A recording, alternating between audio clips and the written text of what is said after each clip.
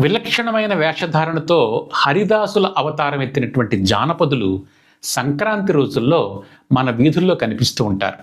నుదుటిన తిరునామాలు ధరించి తల మీద భూగోళానికి ప్రతీకగా చెప్పబడేటువంటి గుమ్మడికాయ ఆకారంలో ఉన్నటువంటి ఇత్తడి అక్షయ పాత్రను ధరించి చేతిలో తంబుర చిడతలో పట్టుకుని హరినామ సంకీర్తన చేస్తూ సంక్రాంతి రోజుల్లో గ్రామ వీధుల్లోనూ నగర వీధుల్లోనూ సంచరించేటువంటి హరిదాసుని సాక్షాత్తు శ్రీమన్నారాయణుడి యొక్క దాసుడిగా భావిస్తారు.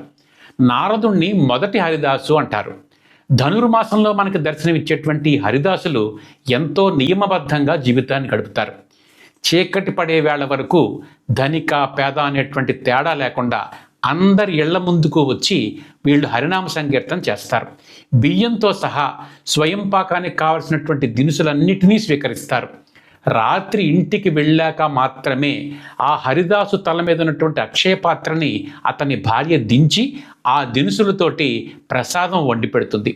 విలక్షణమైనటువంటి హరిదాసుల కళారూపం ఒక సామూహిక ఆదరణకు సంబంధించినటువంటి కళ.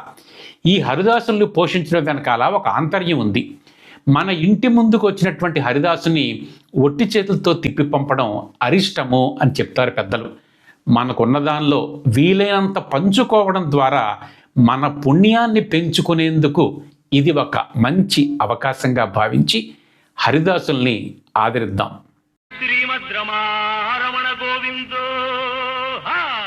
దయచేసి ఈ వీడియోను లైక్ చేసి అందరితోనూ షేర్ చేయండి. ఛానల్ను సబ్స్క్రైబ్ చేసి గంట మీద నొక్కండి.